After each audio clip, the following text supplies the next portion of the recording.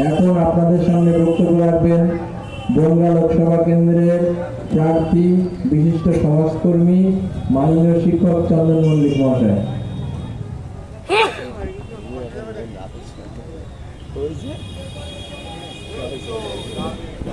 তুলে দাও তুলে দাও তুলে দাও।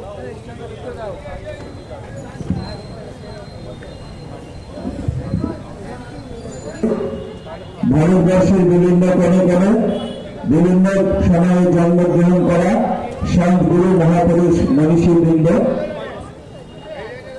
আজকে হরিণঘাটা বাজারে বহুজন সমাজ পার্টির সমর্থনে যে পথসভা আয়োজিত হয়েছে, এলাকার সর্বসাধারণের কাছে আমরা আবেদন রাখছি, নির্বাচনকে সামনে রেখে বহুজন সমাজ পার্টির পক্ষ থেকে আপনাদের কাছে যে সকল বিষয়গুলো তুলে ধরে আবেদন রাখা হচ্ছে দলের সমর্থনে ভোট প্রদান করার জন্য আপনারা বিবেচনা করবেন। আজকের সভায় আপনারা যারা উপস্থিত আছেন তাদের সকলকেই আমার পক্ষ থেকে যথাযথ শ্রদ্ধা এবং সম্মান জ্ঞাপন করছি। বহুজন সাথে আপনারা সকলে ইতিমধ্যে অবগত হয়ে গেছেন যে আগামী 20 তারিখ 20 মে আপনাদের ভোটের মাধ্যমে আগামী 5 বছর এই ভারতবর্ষের শাসন ক্ষমতা কার হাতে যাবে সেটা নির্ধারিত হবে। তাই আপনার প্রত্যেকটি ভোট এক একটি ভোট দেশের এবং দেশের মানুষের জন্য ভীষণই গুরুত্বপূর্ণ ভূমিকা পালন করবে। কখনোই ভাববেন না যে আমার একটা ভোটে কি হবে। আপনার একটা ভোটে এই দেশের শাসক কারা হবে সেটাই নির্ধারিত হবে। তাই আপনাদের কাছে আবেদন করছি 20 তারিখে ভোট কেন্দ্রে ভোটার দেওয়ার আগে এই বিষয়গুলি মাথায় রাখবেন। বহুজন সাথে বহুজন সমাজ পার্টি যতটা রাজনৈতিক দল তার চাইতে অনেক বেশি এই ভারতবর্ষে মহাপুরুষ বহুজন সমাজের মহাপুরুষ মনীষীবৃন্দের আন্দোলনকে এগিয়ে নিয়ে যাওয়ার কাজটা অগ্রাধিকারের ভিত্তিতে করে থাকে। রাজনীতির চাইতে বহুজন সমাজের অগ্রগতি, বহুজন সমাজের মহাপুরুষ মনীষীবৃন্দের আত্মসম্মান আত্মমর্যাদার আন্দোলনকে এগিয়ে নিয়ে যাওয়ার কাজ করে। কিন্তু ভারতবর্ষ যেহেতু একটি গণতান্ত্রিক দেশ, ভোটের মাধ্যমে শাসক নির্ধারিত হয়, সেই জন্য বহুজন সমাজ পার্টি এই দেশের মানুষের সাধারণ মানুষের যে অবস্থা সেই অবস্থাকে বদল করার জন্য বহুজন সমাজ পার্টি বহুজন সমাজের মানুষের থেকে এদেশের শাসক নির্বাচিত হওয়ার প্রক্রিয়ায় সামিল হয়। সেই জন্য আমরা নির্বাচনে অবতীর্ণ হয়েছি, আপনাদের কাছে এসেছি একটা নতুন বিচারধারা নিয়ে। আমাদের রাজ্য সভাপতি আপনাদেরকে বলেছেন যে আমাদের এই আন্দোলন বা আমাদের এই মঞ্চ থেকে কে কত টাকা চুরি করলো, কে কত খারাপ লোক, এইগুলো বলার জন্য আমরা মাইক খাটাই না। আমরা আমাদের মহাপুরুষ মনীষীবৃন্দের বিচারধারাকে এই দেশের বহুজন সমাজের মানুষের কাছে পৌঁছে দেওয়ার জন্য আমরা এই ধরনের সভায় অংশগ্রহণ করি, আলোচনায় অংশগ্রহণ করি। আমরা মানুষের মধ্যে বহুজন মনীষীবৃন্দের যে বিচারধারা সেই বিচারধারাকে প্রসারিত করার চেষ্টা করি। আমরা যদি আমাদের মনীষীদের বিচারধারাকে প্রসারিত করতে না পারি তাহলে এই দেশে স্বাধীনতার আগে পর্যন্ত আমরা যে অবস্থার মধ্যে ছিলাম ধীরে ধীরে আমাদেরকে সেই অবস্থায় নিয়ে যাবে। আমাদের সমাজের মহাত্মা গুরুচাঁদ ঠাকুর, দাদা সাহেব ডক্টর আম্বেদকর, মহাত্মা যোগেন্দ্রনাথ মন্ডলের অক্লান্ত পরিশ্রম আর সীমাহীন আত্মত্যাগের কারণে যে জাতি যে সমাজ রাস্তায় চলতে পারত না, যাদেরকে স্কুল কলেজ দিয়ে ঢোকার কোনো অধিকার ছিল না, আজকে তারা রাস্তাতে দাঁড়িয়ে শাসক হওয়ার কথা বলছে ওই সকল মনীষীদের সীমাহীন আত্মত্যাগের কারণে। আজকে যদি তাদের এই আত্মত্যাগকে আমরা ব্যর্থ হতে দিই তাহলে আগামী দিনে আগামী প্রজন্মের সামনে অন্ধকার নেমে আসবে। তাই বহুজন সাথে এই নির্বাচনে কোন একটি রাজনৈতিক দলের হারা বা জেতা এটা গুরুত্বপূর্ণ বিষয় নয়।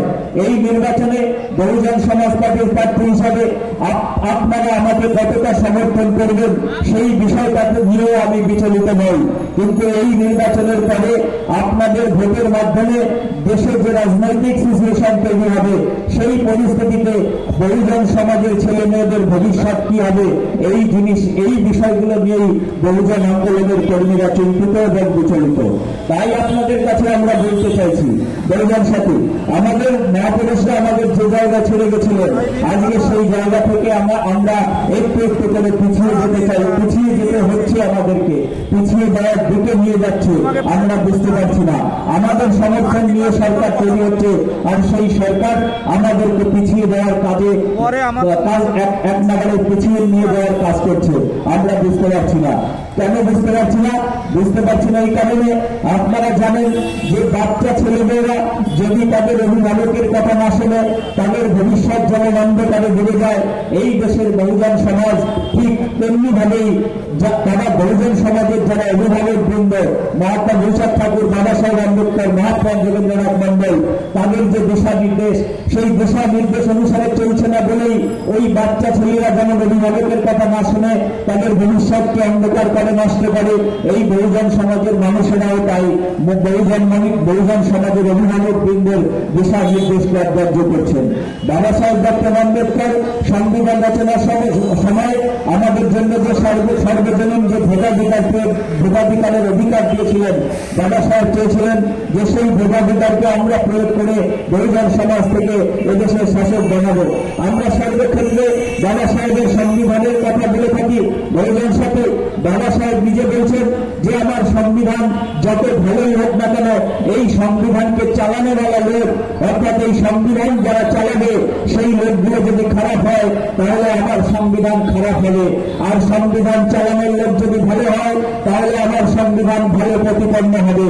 বহুজন সাথে দুঃখের বিষয়, দেশ স্বাধীন হওয়ার এত বছর পরেও এই দেশের সংবিধান চালানোর জন্য প্রত্যেকটা নির্বাচনে, পিছনের যে 17টা নির্বাচন হয়েছে, প্রত্যেকটা নির্বাচনে খারাপ লোকের হাতে বাবা সাহেবের ভালো সংবিধান পরিচালনার ভার পড়েছে।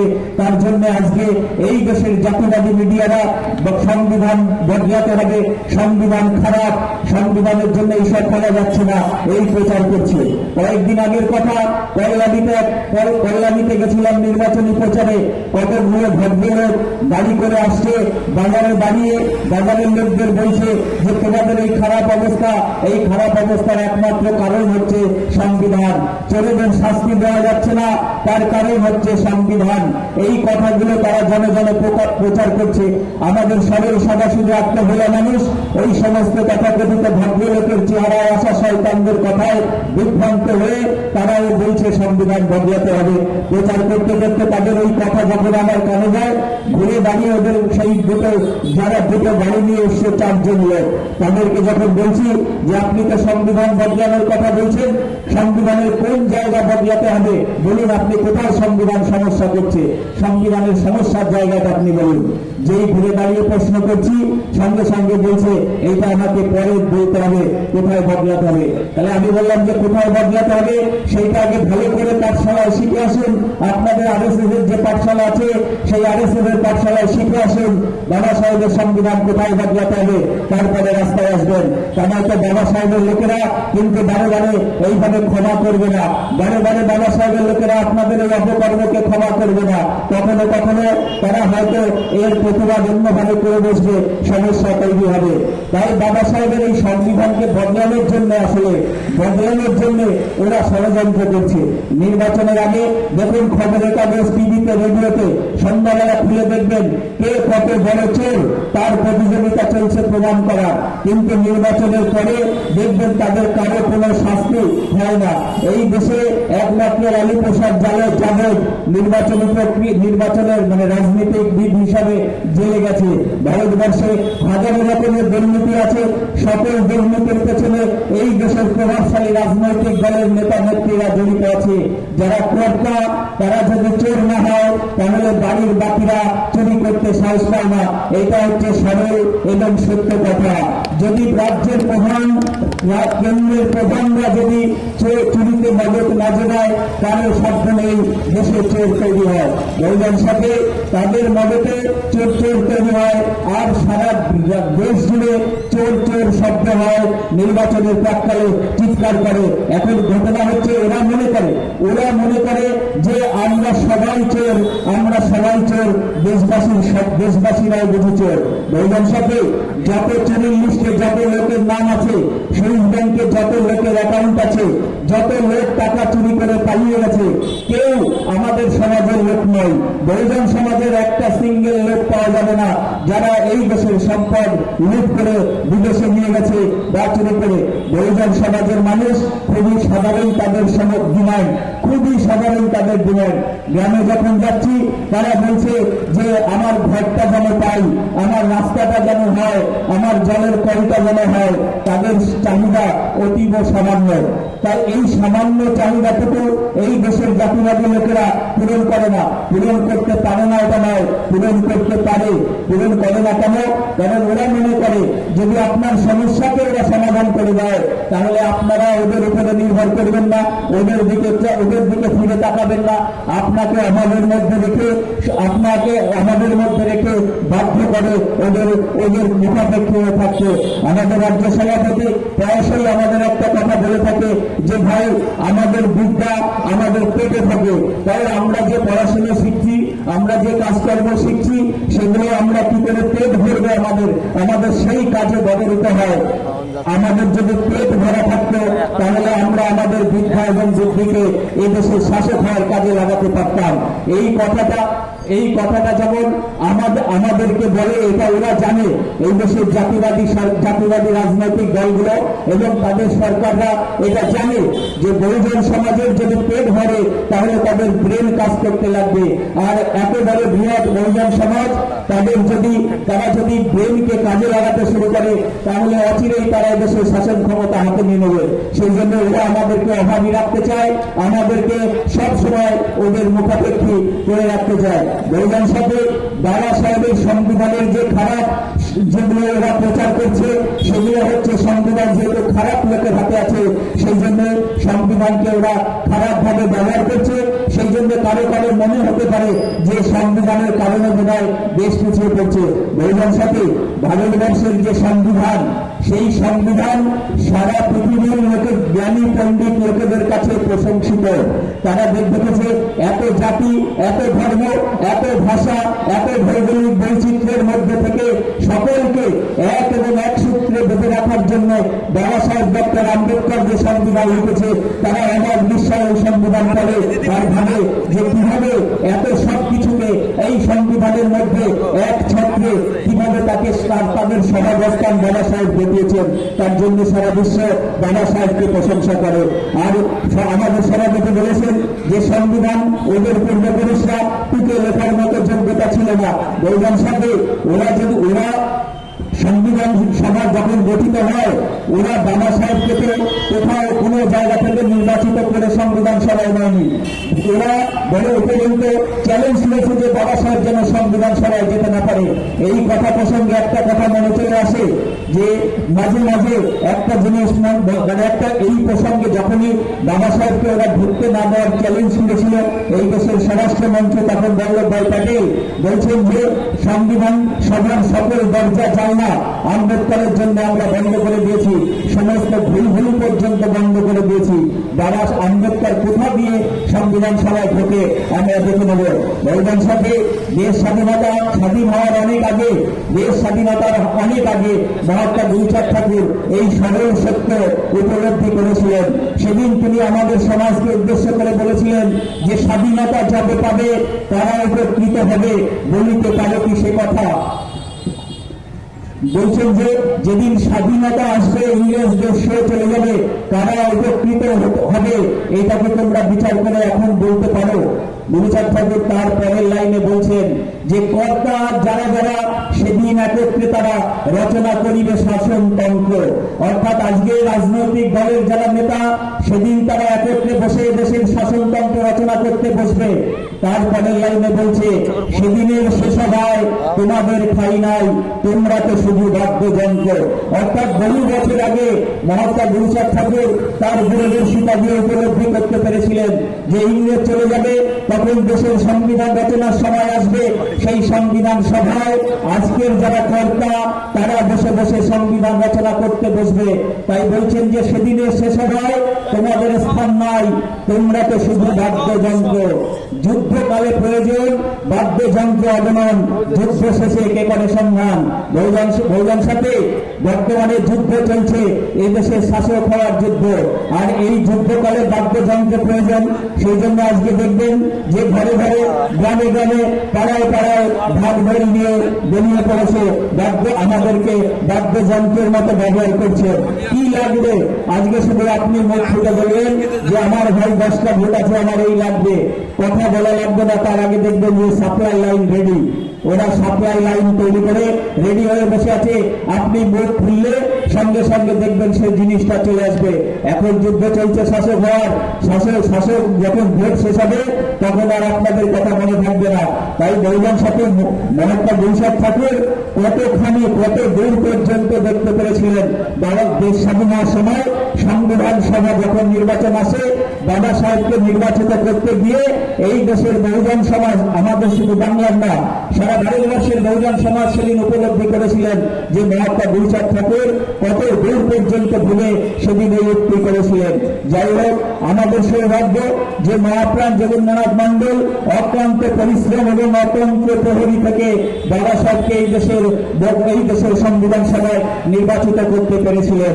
সংবিধান সভায় নির্বাচিত করতে পেরেছিলেন বলেই ওরা নিরুপায় হয়ে, কোনো উপায় না পেয়ে বাবা সাহেবকে সেদিন ড্রাফটিং কমিটির চেয়ারম্যান বানিয়েছিলেন। বাধ্য হয়ে, ভালোবেসে না। বহুজন সাথে অনেকে আমাকে বলে যে বাবা সাহেব তো একা ছিল, তাকে ওরা ড্রাফটিং কমিটির চেয়ারম্যান তো না বানাতেই পারত। বহুজন সাথে না বানাতে পারত, কিন্তু সেই সঙ্গে আরো কতগুলো বিষয় ছিল। এই দেশে প্রায় 400-500 দেশীয় রাজ্য ছিল। সেই সব দেশীয় রাজ্যদের কিন্তু এই দেশের যে স্বাধীনতা আইন ছিল, সেই স্বাধীনতা আইন অনুসারে তাদেরকে হয় পাকিস্তানে নয় ইন্ডিয়াতে অথবা স্বাধীন হয়ে যাওয়ার অধিকার ব্রিটিশরা দিয়ে রেখেছিল। তো সেদিন যখন শাসনতন্ত্র রচনা হওয়ার আসে, সেই সমস্ত দেশীয় রাজারা এই দেশের লোকেদের, ওই জাতিবাদী লোকেদের, রাজনৈতিক দলের, এই সকল রাজনৈতিক দলের নেতাদের ড্রাফটম্যানশিপ মানত না। তারা এক মনে বিশ্বাস করত যে বাবা সাহেব যদি সংবিধান লেখার অধিকার পায় তাহলে সকলের অধিকারকে ওই সংবিধানের মধ্যে স্থান দিতে পারবে।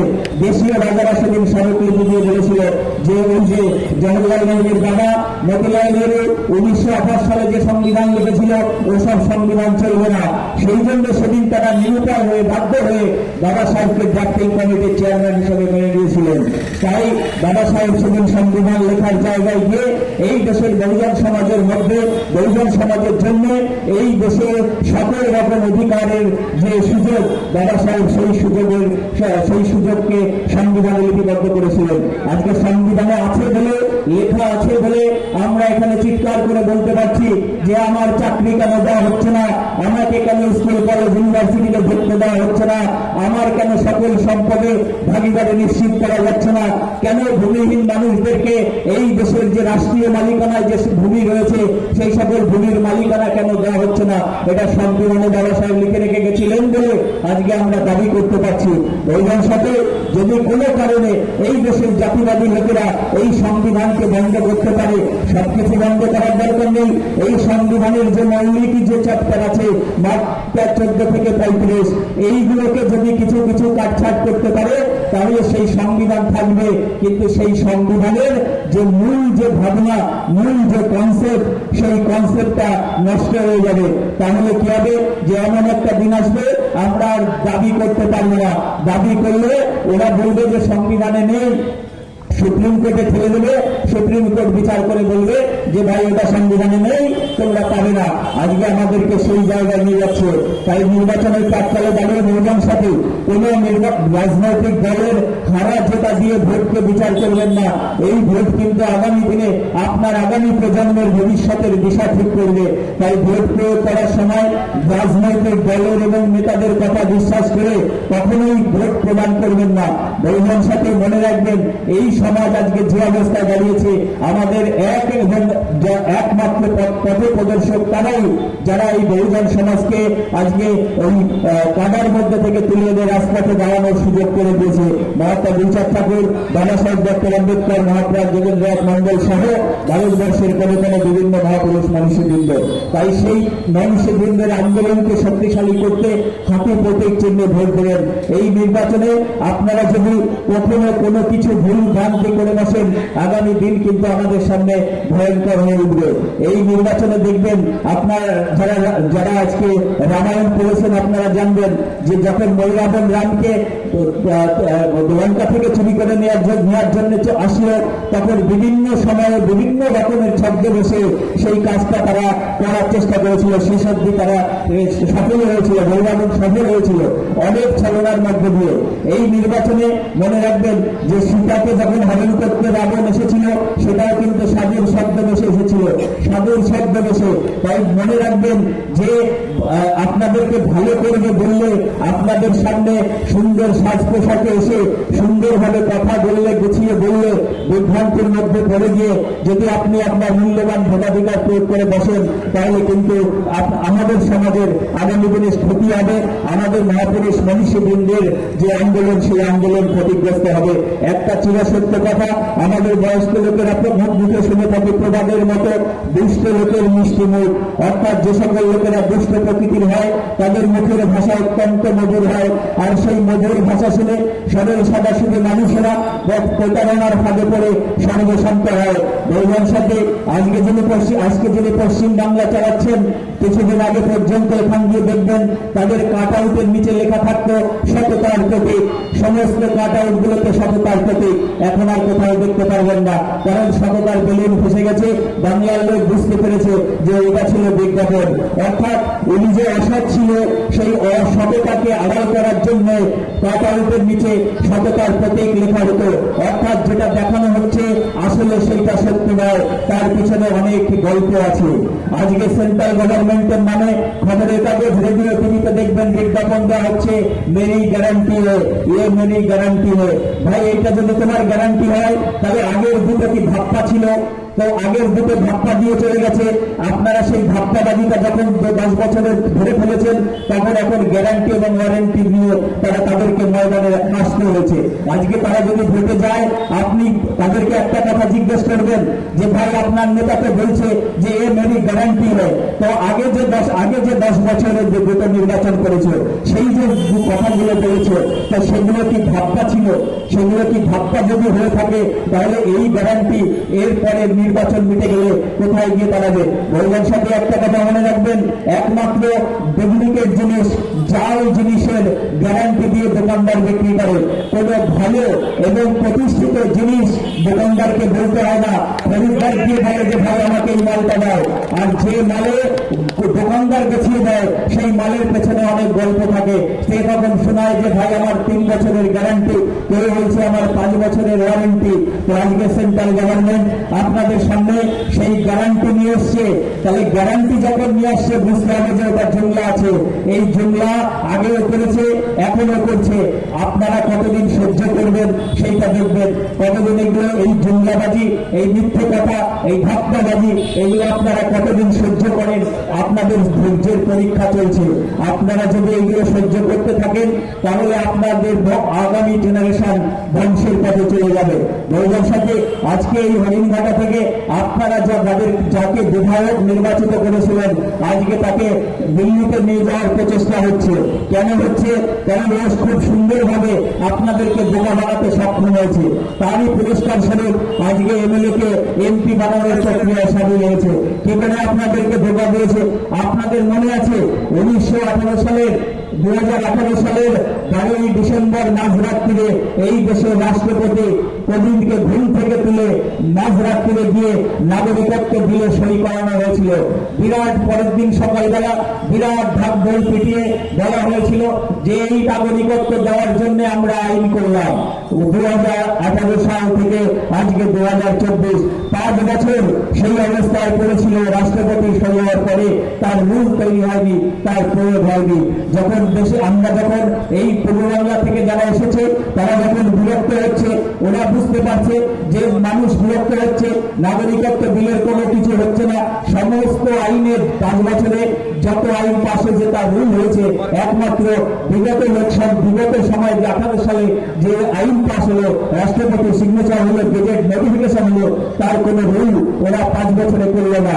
এই নির্বাচন 24-এর নির্বাচনের আগে রুল বানালো, আর সেই রুলের মধ্যে এতটাই জালিয়াতি করা হয়েছে, এই পূর্ব বাংলা থেকে আগত মানুষদের সাথে এতটা পর্যন্ত ধোঁকাবাজি হয়েছে যে ধোঁকাবাজি সীমাহীন।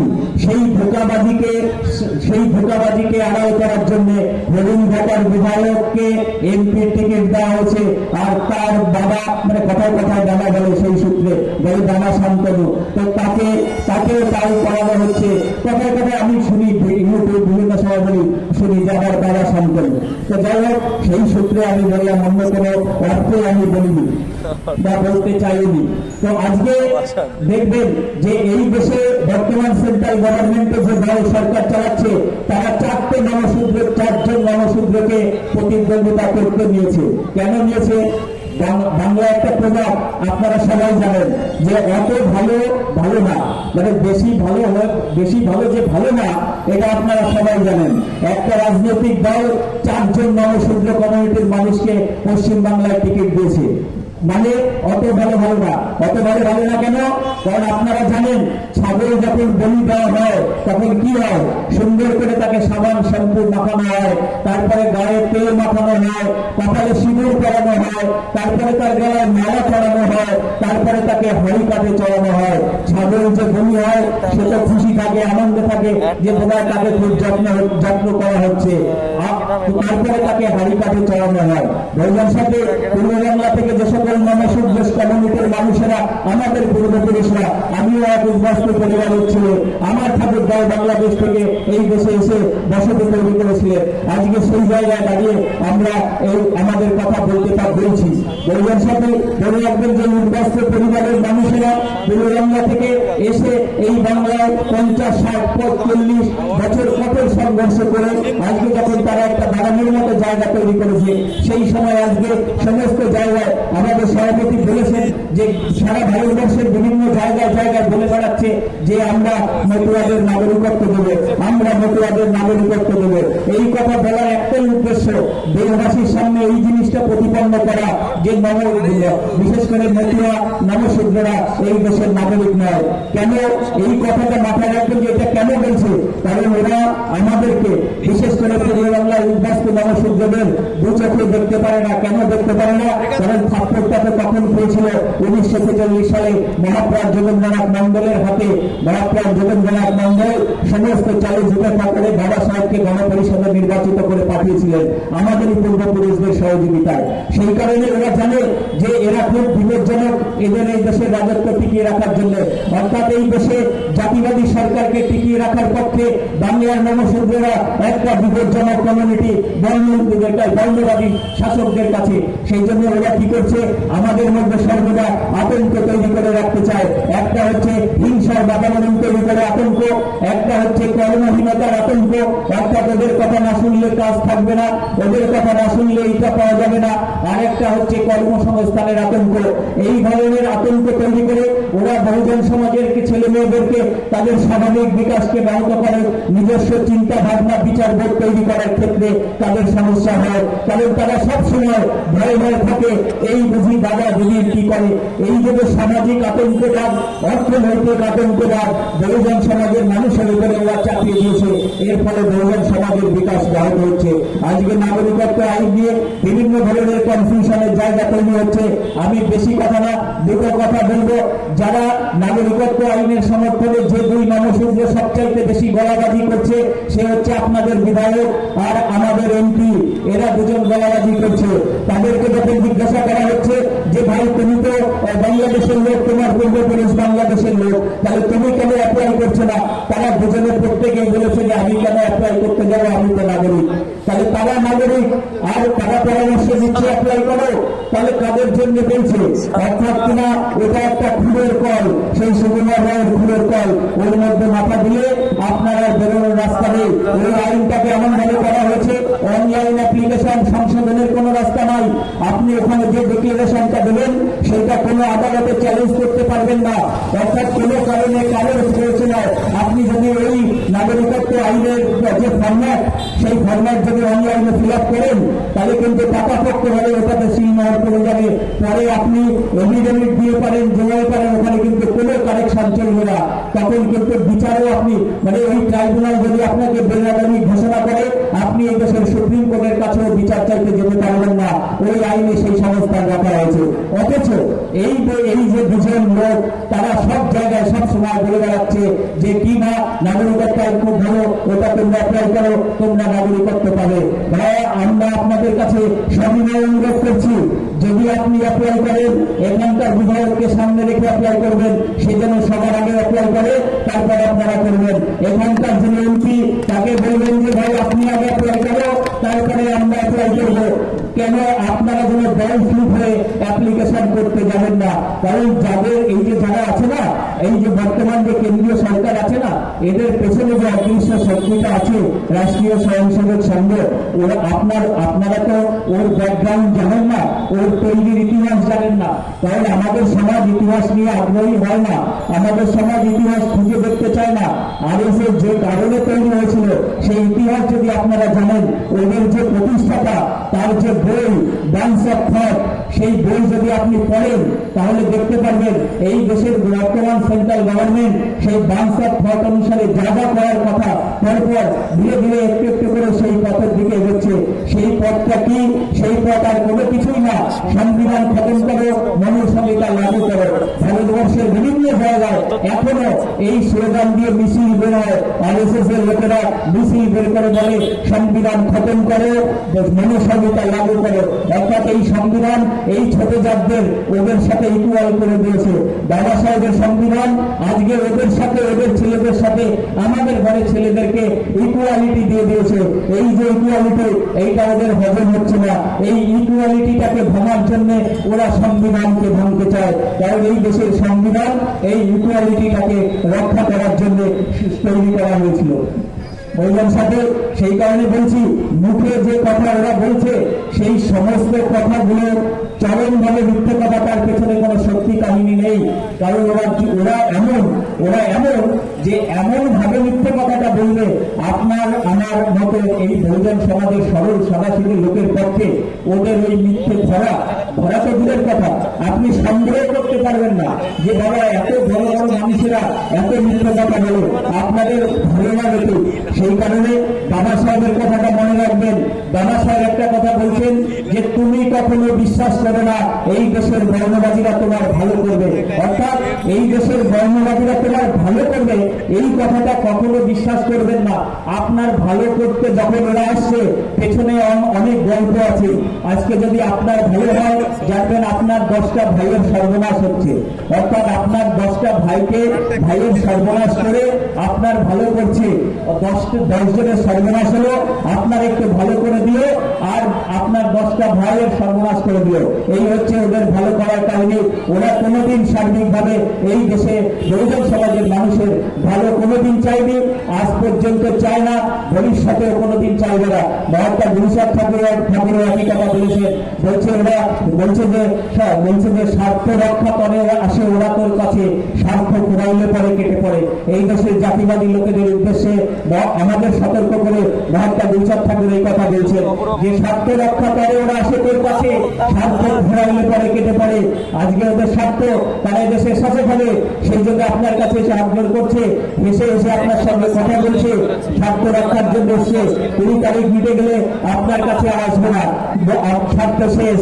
মহাত্মা গুরুচাঁদ ঠাকুর আর একটা জায়গায় বলছেন, বহুজন সাথে মনে রাখবেন, মহাত্মা গুরুচাঁদ ঠাকুর বলছেন যে এই দেশের জাতিবাদী লোকেদের দুটো হাতে, আমাদের মতো ওদের দুটো হাত।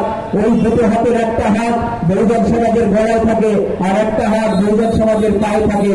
যখন ভোট আসে, ওদের পায়ে যে হাতটা থাকে সেটা চেপে ধরে, আর যখন ভোট মিটে যায় আর এক হাত দিয়ে আমাদের গলা টিপে ধরে। এটা আমি বলছি না, মহাত্মা গুরুচাঁদ ঠাকুর আমাদের পূর্বপুরুষদের সতর্ক করে দিয়ে গেছেন। তাই জন্য বলছি যে আমাদের কারা অভিভাবক সেইটা আপনি খুঁজে দেখুন। আমরা যদি আমাদের অভিভাবকদের পথের নির্দেশের বাইরে যাই আমাদের সর্বনাশ হবে।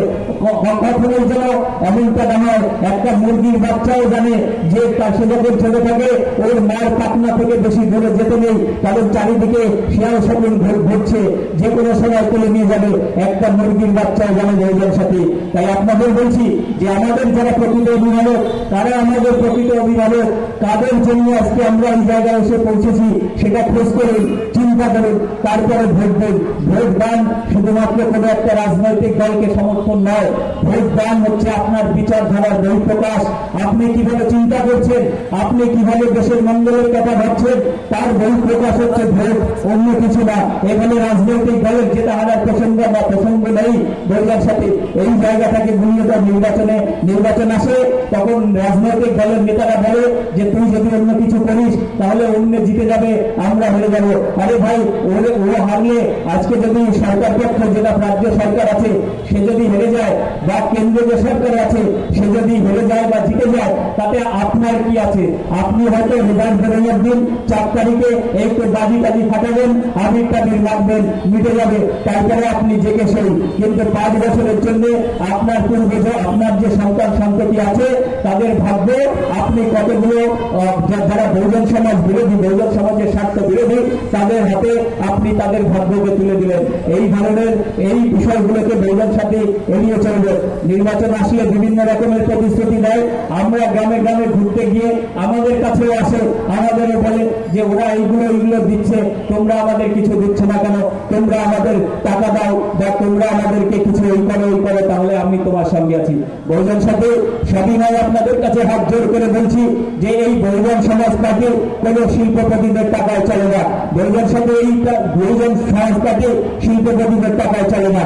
দেখবেন নির্বাচন কমিশন নিজে ওয়েবসাইটে ঘোষণা করে দিয়ে বলেছে যে এই দেশে শিল্পপতিদের কাছ থেকে কারা কারা টাকা নিয়েছে সেই সকল রাজনৈতিক দলের নাম ওখানে ওরা পাবলিশ করেছে, কারা কারা নিয়েছে।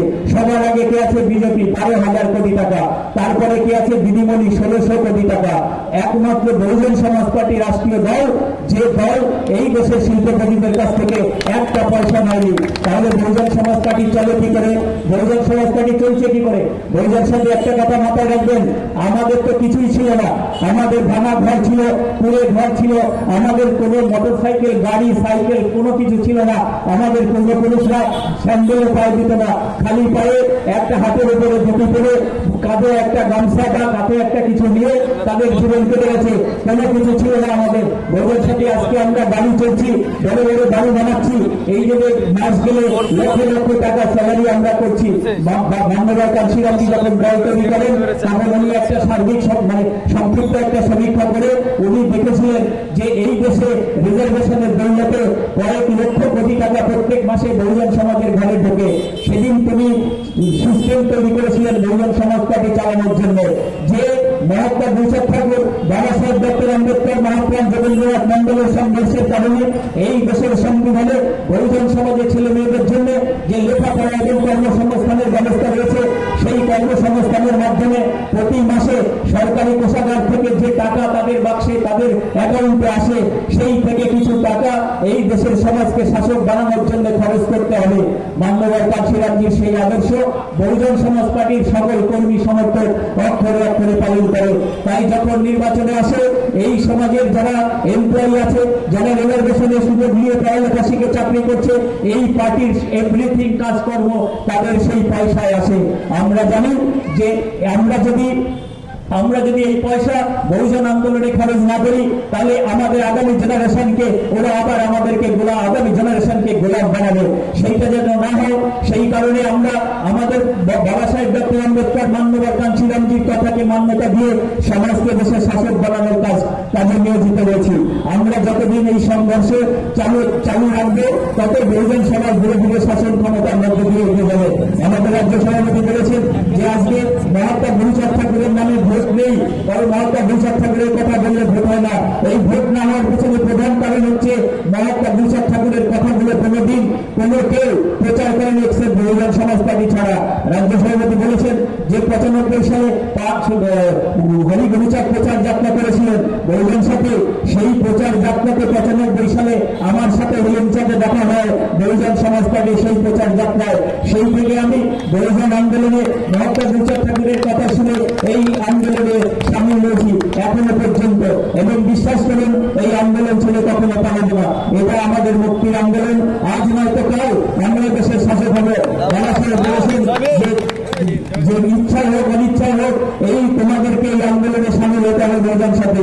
আজকে আমাদের লোক কম, আমাদের ভোট কম, আমাদের অনেক কিছুতে কমতি আছে। কেউ কেউ আমাদের ব্যঙ্গ বিদ্রুপ করে, হাসাহাসি করে, ডোন্ট কেয়ার। এইটা নিয়ে আমাদের কোনো কিছু ভাবনার কিছু নেই, কারণ আমি যে কাজটা করছি এই কাজটা আমার না, আমার মহাপুরুষ মনীষীদের যে নির্দেশ, আমি সেই নির্দেশ অনুসারে চলছি। কে হাসলো কে কাঁদলো আমাদের তাতে কিছু আসে যায় না।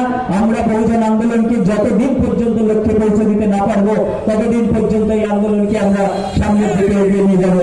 বহুজন সাথে মনে রাখবেন যে ইলেকট্রাল বন্ড এই দেশের সবচেয়ে বড় একটা স্ক্যাম। এটাতে প্রকাশ্যে নির্বাচন কমিশনের ক্ষেত্রে ওয়েবসাইটে হিসাব দিয়ে জানানো হয়েছে। এর বাইরে আরো অনেক কাহিনী আছে। শিল্পপতিরা এই দেশের আজকে বিভিন্ন প্রদেশে যে সরকারগুলো তৈরি হয়েছে, এই দেশের সরকারগুলো সব শিল্পপতিদের টাকায় তৈরি, তাদের কথা উঠে বসে। অর্থাৎ শিল্পপতিদের টাকা, অর্থাৎ জমিয়াদের টাকায় এই দেশে উচ্চবর্গীয়রা, উচ্চ তথাকথিত উচ্চ বর্গের সমাজের মানুষেরা বিভিন্ন রাজনৈতিক দল খুলে, অর্থাৎ রাজনৈতিক দোকান খুলে তারা এই দেশের শাসন শোষণ এবং নির্যাতন চালিয়ে যাচ্ছে।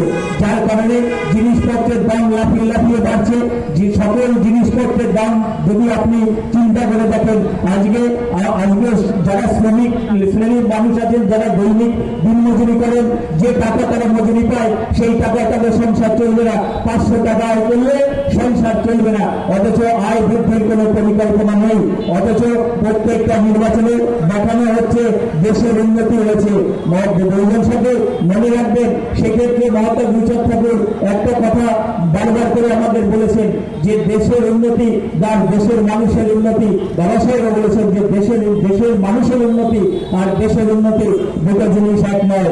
আজকে যদি 10 বছর আগে এই দেশে আদানির নাম কেউ জানত না, আজকে আদানি শুধু ভারতবর্ষে না, পৃথিবীর শ্রেষ্ঠ সম্পদশালী ব্যক্তি একজন। যদি উন্নতি হয়ে থাকে, ওদের উন্নতি হয়েছে। যারা বহুজন সমাজের মানুষ আছেন, বুকে হাত দিয়ে বলুন তো যে কেন্দ্রীয় সরকারের কারণে আজকে আপনার কি কি উন্নতি হয়েছে? দেখবেন কোনো কিছুই নেই। শুধুমাত্র ফাঁকা বলি, অর্থাৎ প্রচার যন্ত্রের ঢাকঢোল পিটিয়ে প্রচার করা হচ্ছে যে বিরাট উন্নতি হয়েছে। আমাদের সরল লোকেরা চারিদিকে যখন ঢাকঢোল বাজছে উন্নয়নের, তখন সেই উন্নয়নে নাচতে নাচতে সে গিয়েও সে তাতে সামিল হয়ে যাচ্ছে, বিচার করছে না যে কি উন্নতি হচ্ছে বহুজন সাথে। মনে রাখবেন, উন্নতি তখনই হবে যখন আমাদের সামনে 5-6টা বেসিক যে প্রয়োজন, সেই প্রয়োজনগুলোকে অ্যাভেলেবেল হবে। অন্য বাসস্থান সেটা আদিম যুগের ছিল, আজকে আমাদের সামনে স্বাস্থ্য, শিক্ষা, কর্মসংস্থান এবং ল অ্যান্ড অর্ডার, এইগুলো হচ্ছে সবচেয়ে বেশি গুরুত্বপূর্ণ বিষয়। তাহলে স্বাস্থ্য শিক্ষা, আজকে যদি কারো বাড়িতে কোনো একটা কেউ যদি অসুস্থ হয়ে পড়ে, আমাদের মতো কোনো পরিবারে বিনা চিকিৎসা না যাবে বহুজন সাথে ট্রিটমেন্ট করার মতো সামর্থ্য আমাদের মতো পরিবারের কারণে। স্বাস্থ্য ব্যবস্থার দেওয়ার, শিক্ষা ব্যবস্থা নিয়ে আপনারা নিজেরাই প্রত্যেকে তার ভুক্তভোগী আছেন। শিক্ষা ব্যবস্থা কি অবস্থা যাচ্ছে, আর কর্মসংস্থানের বাজার কি আছে? কর্মসংস্থানের বাজারটাও খুবই খারাপ। কিভাবে বোঝা যায়? ওরা তো বলছে যে বিরাট উন্নতি হচ্ছে। কর্মসংস্থান কি করে হয়? কর্মসংস্থান বাড়লে দেখবেন সেন্ট্রাল গভর্নমেন্টের একটা প্রভিডেন্ট ফান্ড আছে। যারা এমপ্লয়ি তাদের মজুরি থেকে তার যে নিয়োগকর্তা সে একটা টাকা কেটে নেয়, সেন্ট্রাল গভর্নমেন্ট কত পরিমাণ টাকা ওই প্রভিডেন্ট ফান্ডে জমা করে। ক্রমাগত 10 বছরে সেইখানে জমা করা টাকার পরিমাণ কমছে। অর্থাৎ সংগঠিত ক্ষেত্রে কাজের বাজার লিমিটেড হয়ে আসছে, কর্মসংস্থানের সুযোগ লিমিটেড হয়ে যাচ্ছে। তাই বহুজন সাথে আগামী দিনে আমাদেরকে যদি নিজের পায়ে দাঁড়িয়ে থাকতে হয়, লড়াই সংঘর্ষকে যদি জারি রাখতে হয়, বহুজন আন্দোলনকে শক্তিশালী করতে হবে।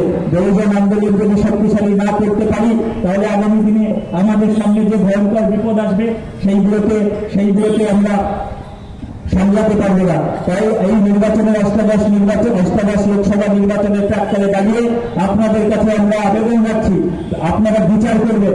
আমি বলছি বলে বলছি না যে আমি প্রার্থী হয়েছি, আপনাদেরকে আর বলছি আপনারা ভোট দিয়ে দেন, তা বলছি না আমি। আপনি অবশ্যই বিচার করবেন, বিচার করে ভোট প্রদান করবেন। আপনার বিচারধারার সাথে যদি আমাদের বিচারধারা মেলে অবশ্যই আপনি আমাদেরকে ভোট দেবেন, কিন্তু আপনার বিচারধারার বাইরে গিয়ে যদি আপনি ভোটাধিকার করেন তবে আপনার ক্ষতি হওয়ার সম্ভব, ক্ষতি হবে।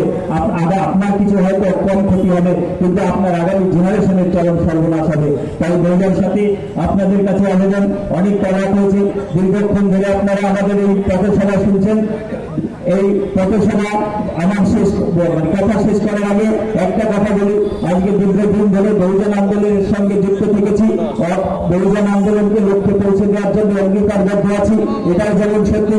পাশাপাশি একটা সত্যি, আমাদের পার্টির সংগ্রাহী সভানেত্রী বরুণ কুমারী মায়াবতীজি আজকে আমাকে সামনে আগিয়ে দিয়েছেন।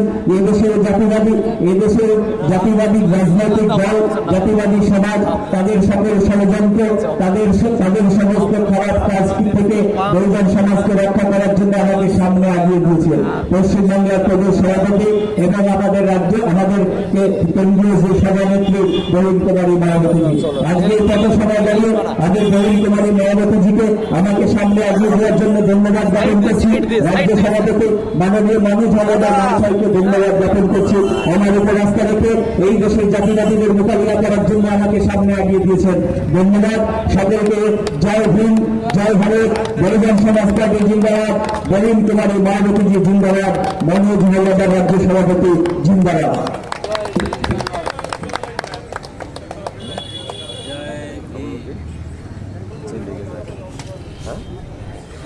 আমরা ভাষণ দিতে পারি যাও উঠো পরে বহুজন সাংবাদিক মহাশয়কে জয়যুক্ত করবেন এবং বহুজন আন্দোলনকে শক্তিশালী করবেন, এই আবেদন রেখে স্লোগানের মাধ্যমে আজকে এই পথসভার কাজ শেষ হবে।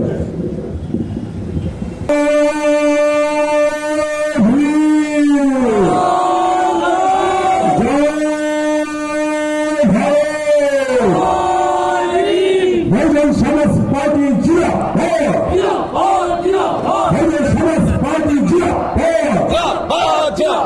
বিএসপি জিন্দাবাদ, अमर रहे अमर रहे কোন শিরাজি অমর রহে, কোন শিরামের চিন্তাধারা দিকে দিকে ছড়িয়ে দিন, छड़िए दिन আম্বেদকরের চিন্তাধারা দিকে দিকে ছড়িয়ে দিন। छड़िए दिन তাই তো বলি ভোট ভোট ভোট দিন, हाथी चिन्ह वोट दिए আরে হাতি চিহ্ন দিলে ভোট, शांति पावे देशेर लोक না বললে একজোট, हाथी चिन्ह देव भोट একজোট, हाथी चिन्ह देव भोट হরিণ ধরাতে একজোট, हाथी चिन्ह देव भोट ব্যবসা ধরে একজোট, हाथी चिन्ह देव भोट অটো ধরে একজোট, हाथी चिन्ह देव পুত্রী ধরে একজোট। हाथी चिन्ह देव তাই তো বলি ভোট ভোট ভোট দিন, हाथी चिन्ह भोट সারা ভারতবর্ষের পতাকা উঠছে উঠবে, उड़छे उड़बे সারা পশ্চিমবঙ্গের পতাকা উঠছে উঠবে, उड़छे उड़बे সারা বাংলা লোকসভাতে পতাকা উঠছে উঠবে। उड़छे उड़बे বাংলা লোকসভা কেন্দ্রের প্রার্থী মাননীয় চন্দন মল্লিক মহাশয়ের হাতি চিহ্নে, ভোট দিন জনসংস্কৃতি ক্যান্ডিডেটকে হাতি চিহ্নে, ভোট দিন ভোট দেবেন কোনখানে? হাতি চিহ্নের মাথায় তাই তো বলি দেখছে কারা, বহুজন আরে দেখছে কারা, বহুজন আরে বলছে কারা, বহুজন দেয় না কারা, আরে দেয় কারা, বহুজন আরে চলছে কারা, বহুজন আরে হাঁটছে কারা, বহুজন আরে ঠিক খবরে, বহুজন আরে কিসের ভাড়া? বহুজন তাই তো বলি ভোট ভোট ভোট দিন, হাতি চিহ্নে ভোট দিন আরে হাতি চিহ্ন দিলে ভোট, শান্তি পাবে দেশের লোক মা বোনেরা একজোট, হাতি চিহ্নে দেব তাই তো বলি মা বোনেদের বলে যায়, হাতি চিহ্নে ভোট আরে হরিজনতে বলে যায়, হাতি চিহ্নে ভোট আরে বাজারতে বলে যায়, হাতি চিহ্নে ভোট তাই তো বলি ভোট ভোট ভোট দিন, হাতি চিহ্নে ভোট আরে চন্দন বাবুকে হাতি চিহ্নে, ভোট দিন ভোট বহুজন সমাজ পার্টি ক্যান্ডিডেট চন্দন বাবুকে হাতি চিহ্নে, ভোট দিন ভোট তাই তো বলি ভোট দেবেন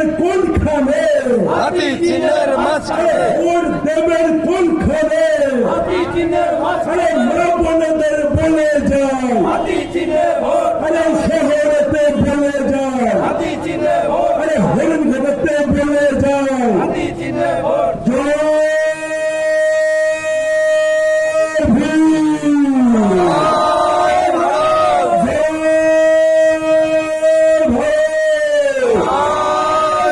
দুনিয়ার বহুজন সমাজ। নমস্কার। আবার নমস্কার জয় ভীম জয় ভীম